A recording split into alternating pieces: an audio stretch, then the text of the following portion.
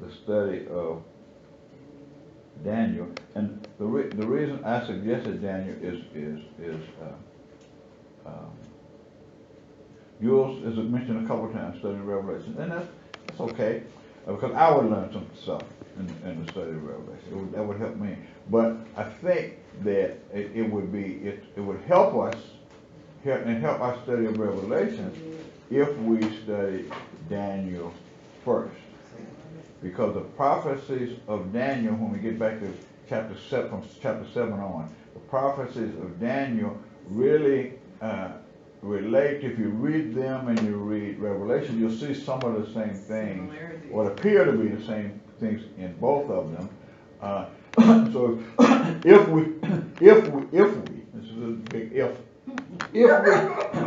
if we can understand and go through Daniel, it'll help us in our study of Revelation.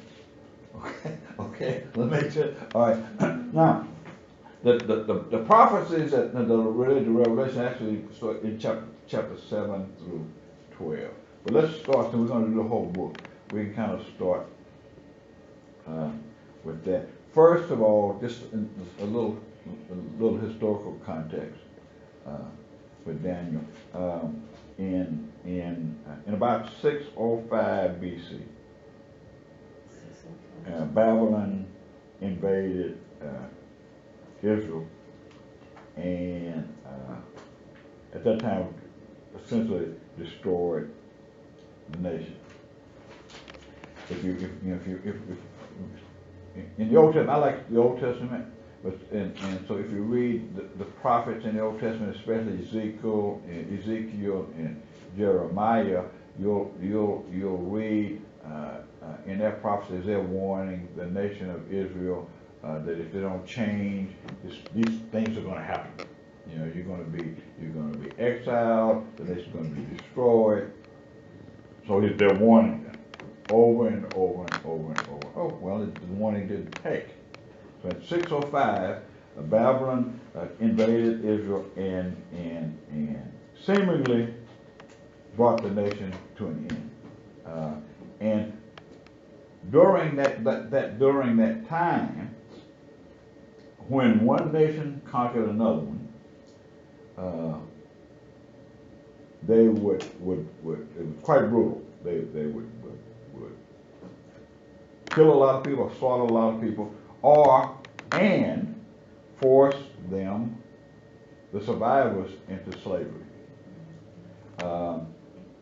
And that's what happened with Israel. When the Babylonians would invade a nation, another thing that they would do is that they would take the best people, intellectually or physically, they would take the best people and remove them from the nation that they conquered, and either bring them back to Babylon or disperse them throughout their empire. And they would leave the poor, and they would leave there to maintain the land, to farm, and all that kind of stuff. So you want to take the intellectuals away because you want to, if you remove them, then you're lessening the chances there's going to be revolt. So that's what they did, and with Judah. Now, backing up a little bit. After Solomon died, there was an issue with his son, and the nation of Israel split into two parts. One called the Northern Kingdom, which was identified as Israel, and that included all of the tribes, you know, the 12 tribes, that included all of the tribes except Judah and Benjamin, when they were up north. And the Southern Kingdom was Judah, and those are the tribes of Judah and Benjamin. The Assyrians earlier, I'm trying to tell you, Daniel came from Judah and Jerusalem. So I'm trying to give you some background.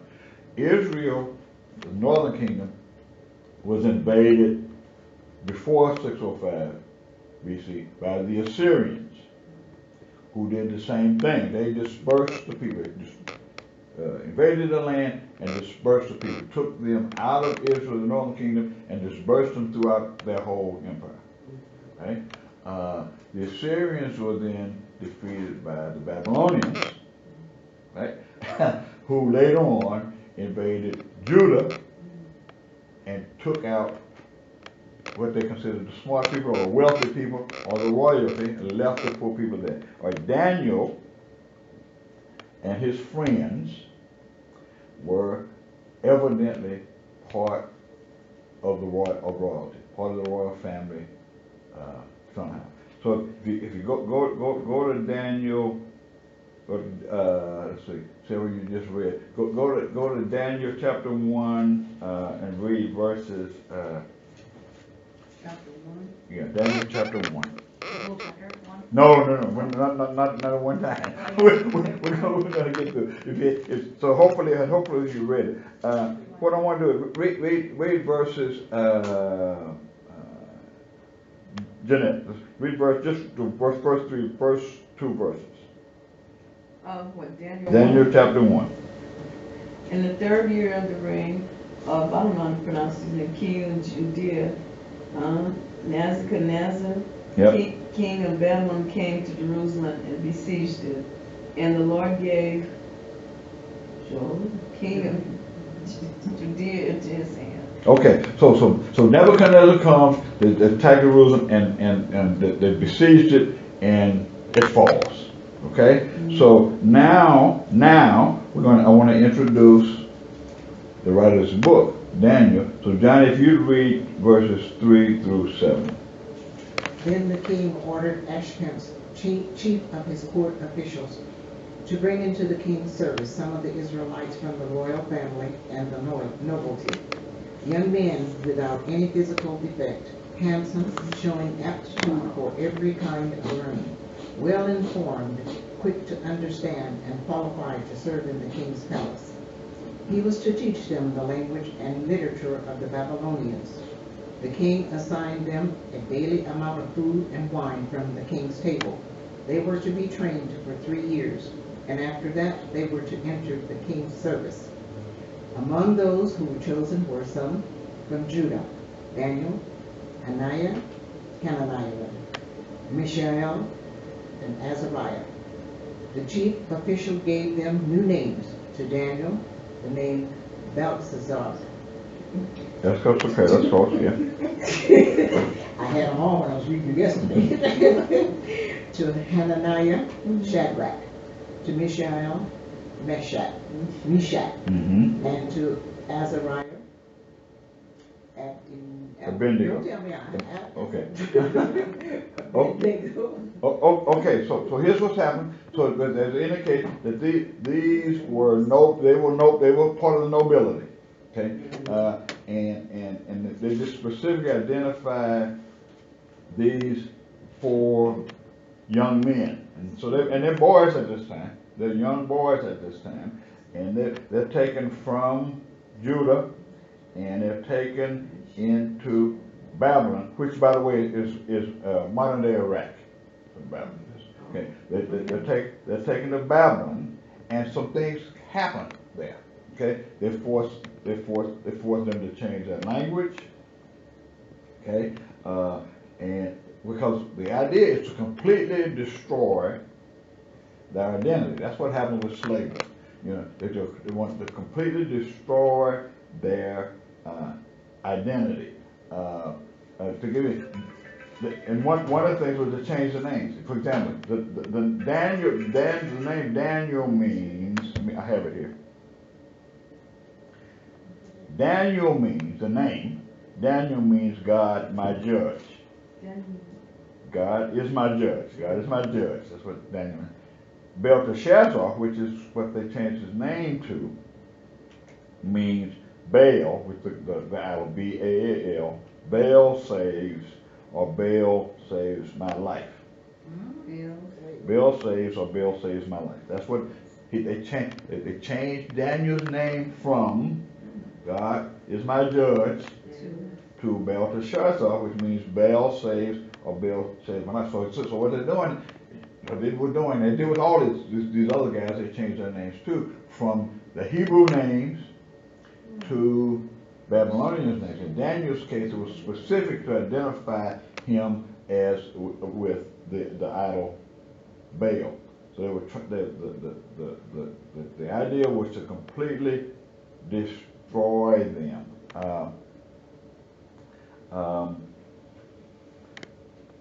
The language obviously addressed, and then what's significant, the king assigned them, I don't know what verse it is, but a daily amount of food and wine from the king's table. What's significant about this, and we'll want to read about why Daniel, well, read verse 8. What's verse 8 say? But Daniel proposed in his heart that he would not defile himself with the portion of the king's delicacies, nor with the wine which he drank. Therefore he requested of the chief of the eunuchs that he might not defile himself. So remember now, from verse 5, we said about the food came from the king's table, right? Okay, so here's what's important to remember about this, why Daniel may perhaps decided not to do that. It came from the king's table. The Babylonians were polytheistic, which means they worshipped many gods. They worshipped many gods? A lot of gods, right. Several, more than one. So it was pretty common for the food and the wine that came from the king's table to had first been put in front of the Babylonian gods as an act of worship. So then, after the food was presented to the gods, it was served. So if you ate of the king's food and drank his wine, in this instance, you were saying, because it had been there for worship, you were agreeing that I'm a worshiper of the gods.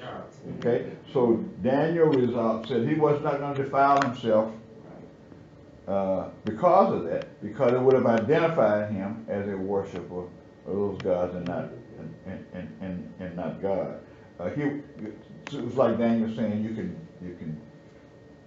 kill my folks, you can take me out of Israel, you can try to change me, you can give me a new name and new clothes, and you can force me into this all of this learning, but I'm not going to acknowledge or worship another God. Right? Right. Because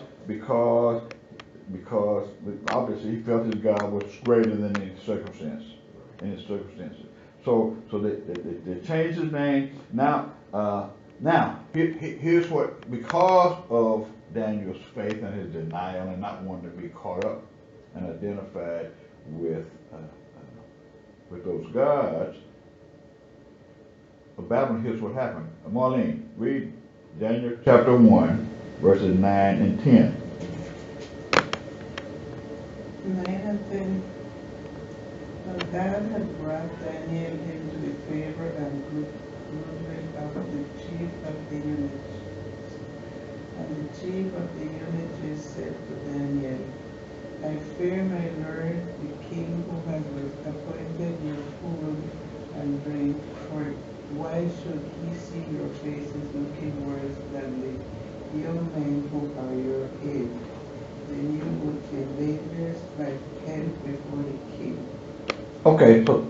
So stop. So a couple of things I want to point out of that. One, God had given this guy, the chief of the eunuchs, right?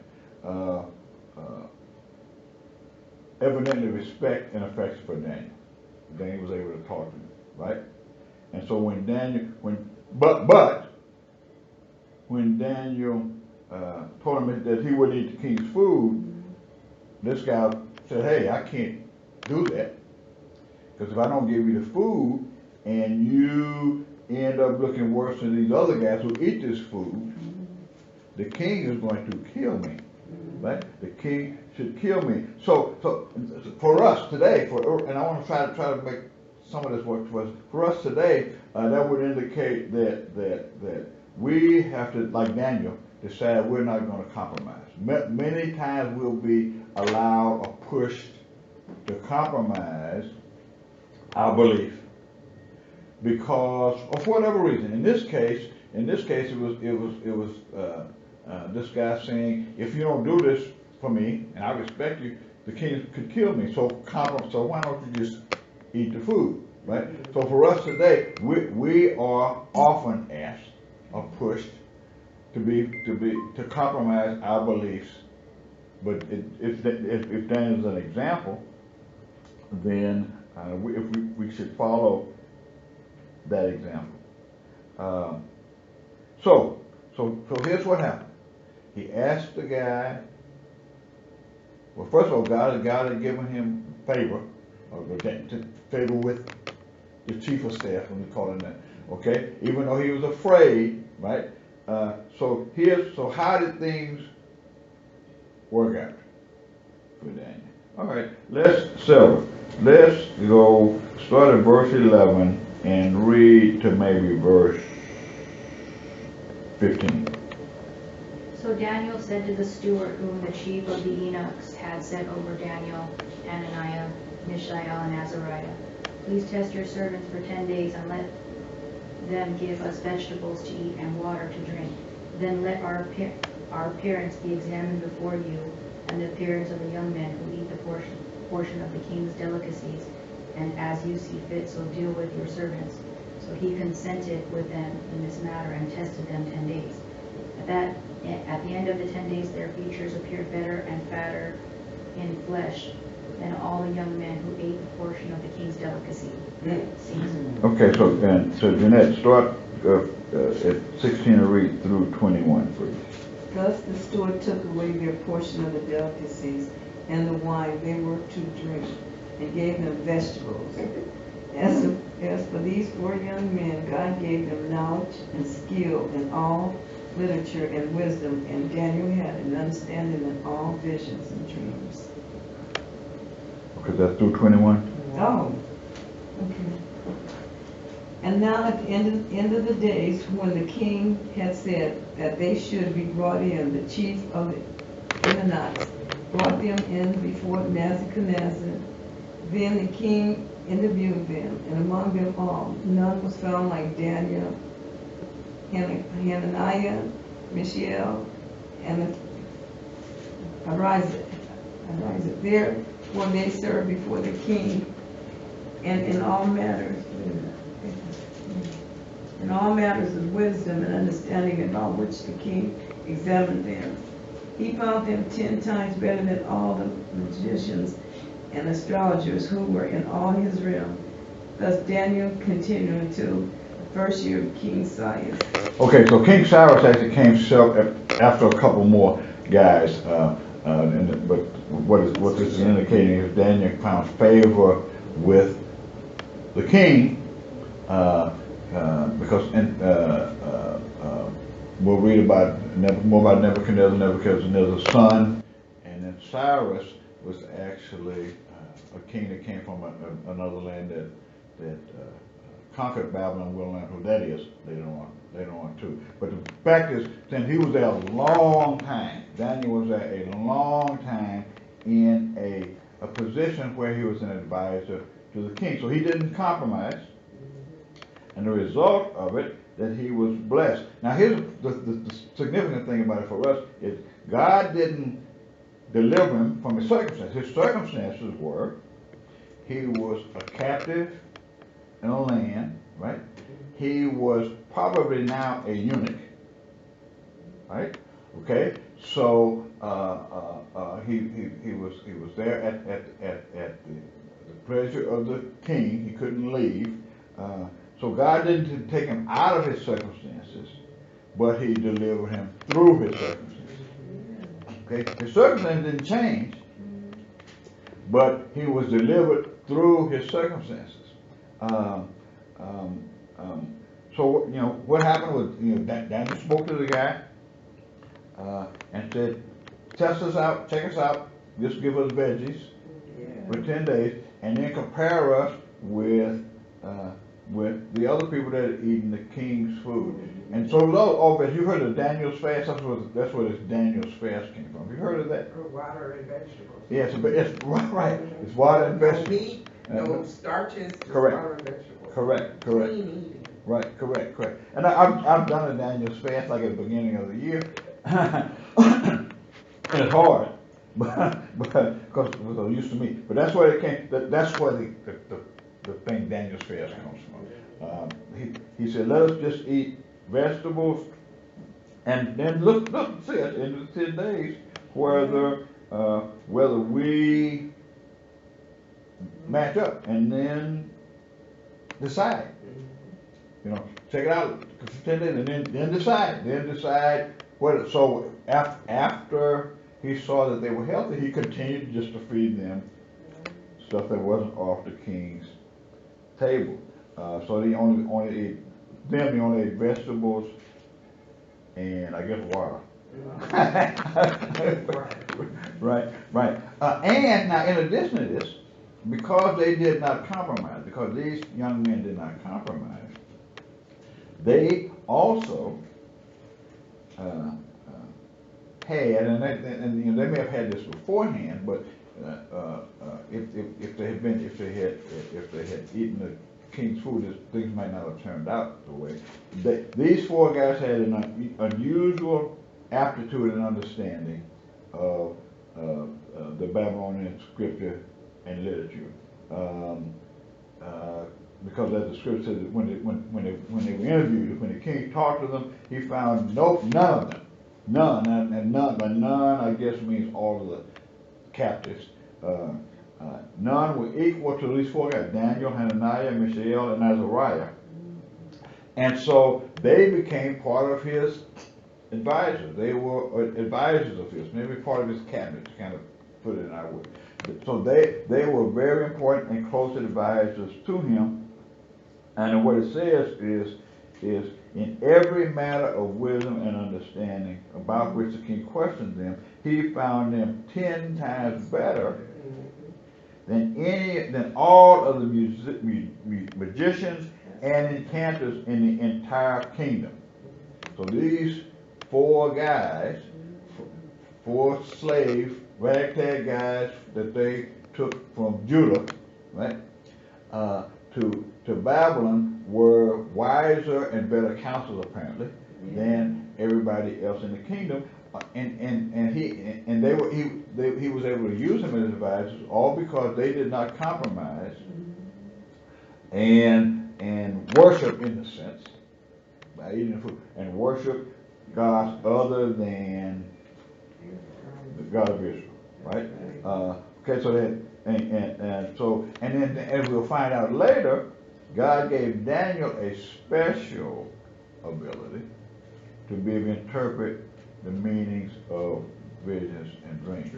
Yeah, we'll learn that later on.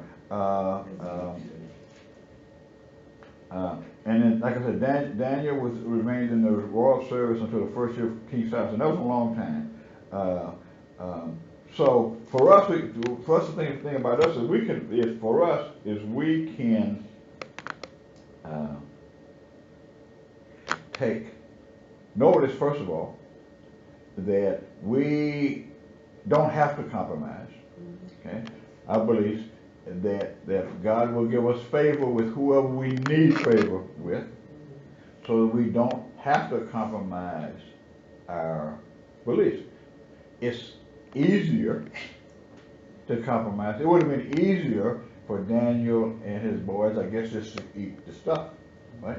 So a lot of times it's easier for us to compromise. Compromising can cause us some difficulties, and some hard times. It can cause us some persecution even. We talked about some persecution on Sunday. It can even result in persecution sometimes.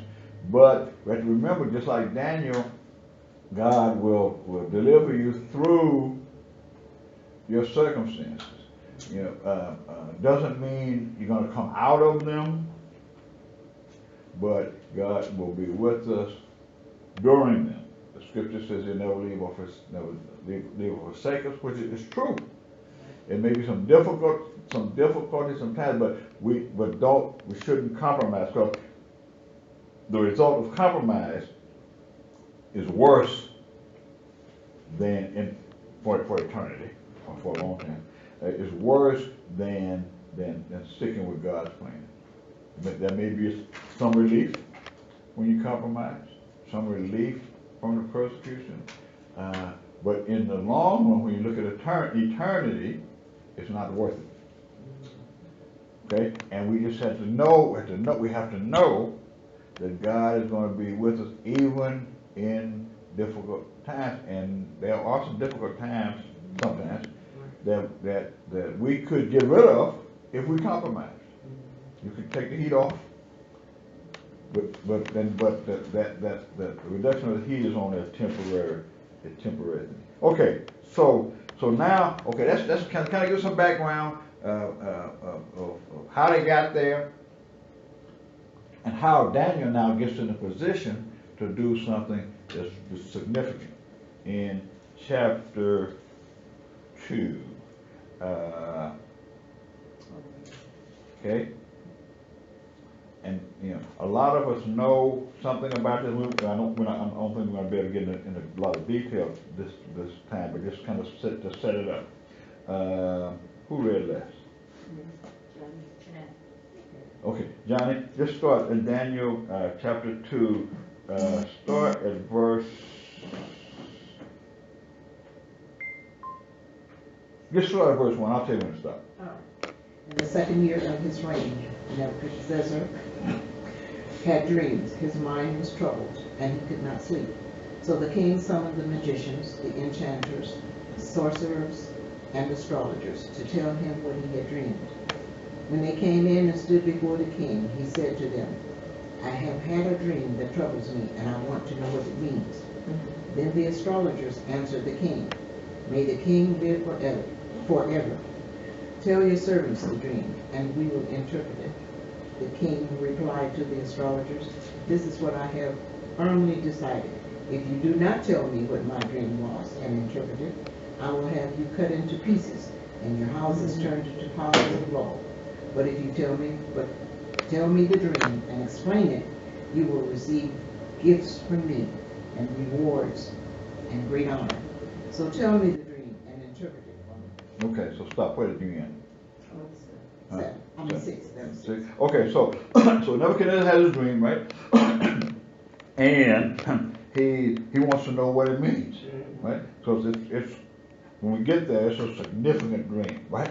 So he wants to know what this means, because then, and even today, but even more so then, it was standard practice to put a very high importance on dreams and the meaning of dreams. Okay, you remember the dreams Pharaoh had with Joseph, so significant, and so he wanted to know what those dreams meant. So there was real importance on these dreams. Okay, but Nebuchadnezzar, rather than telling the wise men the dream, right, said, "Tell me the dream," and then interpret it. Okay, so not only were they to give the interpretation of the dream, right, they also had to tell him the dream itself, and the penalty was what? Cut them in pieces. Right. The penalty for not being able to do that was. I would be shaking in my boots. Right. What was fair, and that was for every magician, sorcerer, and astrologer in the kingdom. Every one of them would be executed if they couldn't tell him the dream and then interpret it. Now, why he did this, we don't know. Matter of fact, we don't know. Perhaps he had been duped before by telling people dreams and they interpret it. So, but we don't know. But that would be a reason to say, okay, I'm not going to be fooled anymore. You guys are wise. Tell me the dream, and then interpret. Okay, so Johnny, you left it for verse 7. Left at 6. It's 6. Okay, Jewel, start at 7 and let's read through 11. Okay. answered again and said, let the king tell his servants the dream, and we will give its interpretation. The king answered and said, I know for certain that you would gain time, because you see that my decision is firm. If you do not make known the dream to me, there is only one decree for you. For you have agreed to speak lying and corrupt words before me till the time has changed. Therefore tell me the dream, and I shall know that you can give me its interpretation. The Chaldeans answered the king and said, there is not a man on earth who can tell the king's matter. Therefore no king, lord, or ruler has ever asked such things of any magician, astrologer, or Chaldean. It is a difficult thing that the king requests, and there is no other who can tell it to the king except the gods, whose dwelling is not with flesh. So what they're saying is, hey, we can't do this. Nobody can do this but the God. We can't do this. Tell us what it is. What you're asking is too tough. Right. Tell us a dream, and we will interpret it. And what he had said before is, I've been caught up with this before. I'm not going to do it. This time, you're wise. Tell me the dream, and then interpret it. Otherwise, every wise person in my kingdom is going to be killed. Now, this included, by the way, this would have included Daniel and his 3 guys. Right? All of them. Okay? So Marlene, take us forward from where Jules left off. Where? Where did you end, Jules? 11. Okay, start at 12. Okay. It is a difficult thing that the king requests, and there is no other who can tell it to the king, except the gods whose dwelling is not with flesh. For this reason the king was angry and very furious, and gave the command to destroy all the wise men of Babylon. So the decree went out, and they began killing the wise men, and besought Daniel and his companions to kill them. Then with counsel and wisdom Daniel answered Arioch, the captain of the king's guard, who had gone out to kill wise men of Babylon. He answered and said to Arioch, the king's captain, why is the decree from the king so urgent? Then Arioch made the decision known to Daniel. So Daniel went in and asked the king to give him time that he might tell the king the interpretation. Then Daniel went to his house and made the decision known to Hananiah, Mishael, and Azariah, his companions, that they might seek mercies from the God of heaven concerning this secret, so that Daniel, his companions, might not perish with the rest of the wise men of Babylon. Okay, all right. So the guy gets to Daniel's house, ready to take him out, right? Okay. And so Daniel says, what's going on? He tells him. And so then Daniel goes to the king. Because remember now, he is a wise man, right? So the king would listen to him. So he goes to the king and says, what's your rush? Give me a little time, and God will reveal everything to me. Okay, then what did he do? He did something very significant. What did he do after he left? The king. After he left the king, what did he do? He went to his companions. And what did they do? They went to seek mercy from God. Right, they prayed, right? Okay, they prayed, hey, God, the king wants to kill us, and the only way we can stay alive is if you tell us what his dream is. He's going to kill us if we don't tell him the dream and give him an interpretation. So we're asking you to give us the information to keep us and the rest of the musicians from being killed, right? So what's the response? Start with verse, where did you end? 19. Okay, Start with 19. start with 19 and let's read through, Sarah. let's read through, well, how much time do we have? We got a few minutes. Let's read through, start at 19 and let's read, you right to 20, no, Sarah, to 23. Then 2:19. Then the secret was revealed to Daniel in a night vision. So Daniel blessed the God of heaven. Daniel answered and said, Blessed be the name of God forever and ever, for wisdom and might are his. And he changes the times and the seasons. He removes kings and raises up kings. He gives wisdom to the wise and knowledge to those who have understanding. He reveals deep and secret things. He knows what is in the darkness, and light dwells. He knows what is in the darkness, and light dwells with him. I thank you and praise you, O God of my fathers.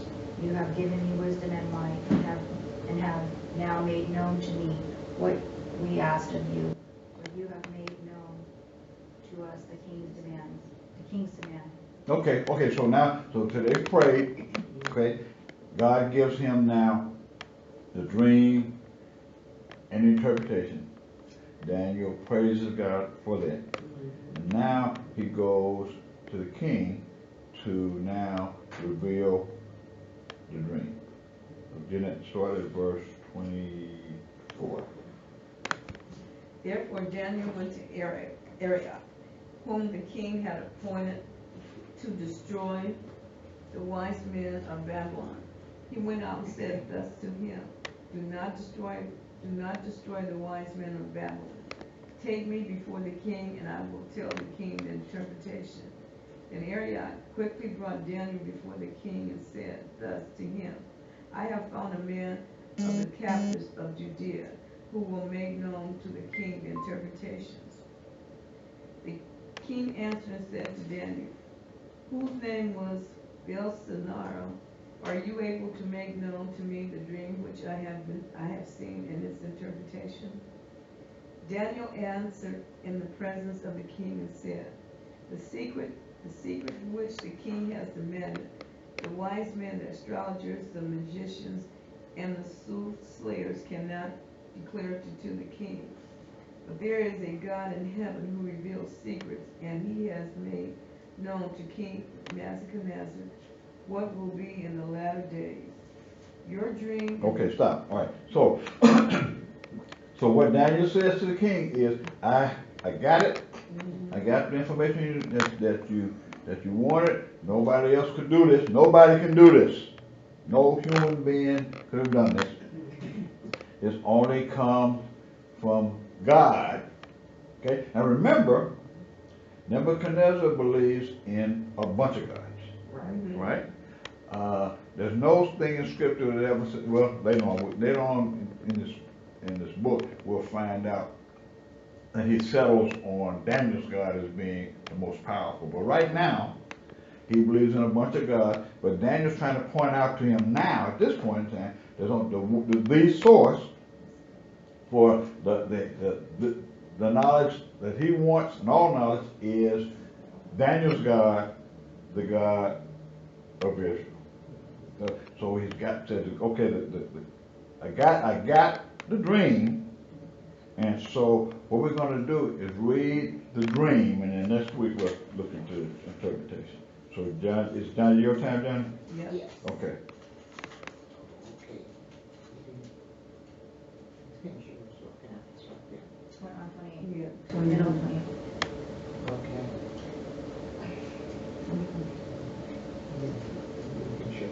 As your majesty was laying there, your mind turned to things to come, and the revealer of mysteries showed you what is going to happen.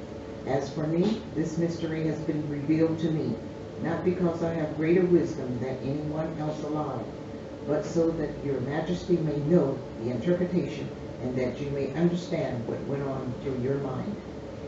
Your majesty looked, and there before you stood a large statue, an enormous, dazzling statue, awesome in appearance. The head of the statue was made of pure gold, its chest and arms of silver, the belly and thighs of bronze, the legs of iron, its feet partly of iron and partly of baked clay. While you were watching, a rock was cut out, but not by human hands. It struck the statue on its feet of iron and clay and smashed them. Then the iron, the clay, the bronze, the silver, and the gold were all broken into pieces and became like chaff on a threshing floor in the summer. The wind swept them away without leaving a trace, but the rock that struck the statue became a huge mountain and filled the whole earth. This was the dream, and now we will interpret it to the king. Okay, now, so let's stop there. We'll look at the interpretation next week. So the interpretation next week. Okay, so now what we'll find as we go through the interpretation, he will describe what the image was and what all of the clay and the iron and all that kind of stuff. What it meant. Okay, and then what we'll do.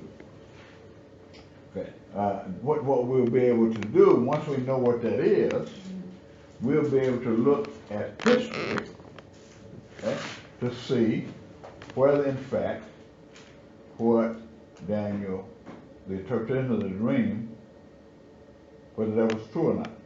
So that's what we're gonna do it next week. We're gonna look at what the interpretation. We're gonna read it, interpretation of the dream. And he's gonna tell him what it is, right? And then what we're gonna be able to do is we're gonna be able to historically confirm that in fact all those things that were in the interpretation happened. Either have happened or will happen. Now, here's one thing I want you to remember. Because remember I said that Daniel and Revelation are similar. Yes. Okay, here's what I want you to remember, because it's important. Daniel was a prophet to the nation of Israel. Okay. Daniel was a prophet to the actual nation of Israel. Whatever that is today, right? But to the nation. He was prophet to the nation. John's revelation, the revelation that was given to John, was given to the church. That's really important to remember as we study both books. Daniel was a prophet to the nation of Israel, okay, which means that his prophecies were specific to the nation of Israel. Okay? All right? John's revelation is specific to the church. And they are different. There's a nation of Israel, and there's the church. Some of them we'll be able to identify some of that. Some of what was prophesied for the nation of Israel is also applicable to the church. But not everything. Some of, but not everything. So just kind of give you a hint. So if you can want to do some studying as we get further on, you know, you've heard people talk about the 49 weeks and this 7 days and 7 weeks and all that kind of stuff. But the end times, people trying to calculate the end time. They talk about the weeks and stuff. All right, okay. We're going to talk about some of that when we get to the latter part of Daniel, and we'll try to apply that. So some people try to take Daniel's prophecy about the weeks and end time. Some people try to apply that to the end time when Christ returns. Okay, using some of those same things. So we want to try to talk about that a little bit. So that's why I want you to remember, Daniel was a prophet to the nation of Israel.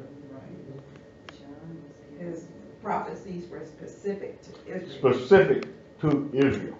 Specific to Israel. And we'll be able to see that, because the only way to determine that is from history, historical events. And so what we're gonna do, that's why I say this is a point of study, Daniel. What we're gonna do is we're gonna look at the prophecies. Later on, just like we're gonna look at the dream interpretation. We're gonna look at the prophecies, and we're gonna look at history and see what has happened in history and whether or not that has been fulfilled or not. Yes, sir. I have a question. Will you let us know where you're getting your commentaries and all that? Absolutely. Let us know. Absolutely. It's gonna be scriptural, first of all. Right. Couple things to remember. Yeah. With prophecy, the only way to determine whether a prophet is a prophet is whether the prophecy comes true. Right? Okay? The only way to determine if a person is a prophet is if their prophecy comes true. Right? So what you have to be able to do is if somebody prophesies something in scripture, okay, and in scripture you don't see fulfillment, you need to find fulfillment somewhere. And it's historical. If it's historical, but what about future prophecy? Future prophecies, you just gotta determine what they are. Right. You got it. What you So have, are you saying that all of Daniel's is already fulfilled? Not all of Oh, them. not all of them. Not all of them. Okay. but I was just wondering. but I'll tell you this, most of Daniel has been fulfilled. Most of Daniel has been fulfilled. And some of the stuff that's in Revelation you will be able to trace back to Daniel. Most of the stuff in Daniel has been fulfilled, because most of the stuff in Daniel, quite frankly, let me just say this because it's a clue, most of the stuff in Daniel is not about the end times. Okay? and we can prove that from history. Okay? We can prove from actual events. We can actually, what we'll actually be able to do is we'll actually be able to identify people or individuals that we. Well, this is an interesting book. It's going to be fun. It's going to be fun. I like it already. It's going to be fun, and it's going to enlighten all of us about some stuff that. Okay. Any prayer requests?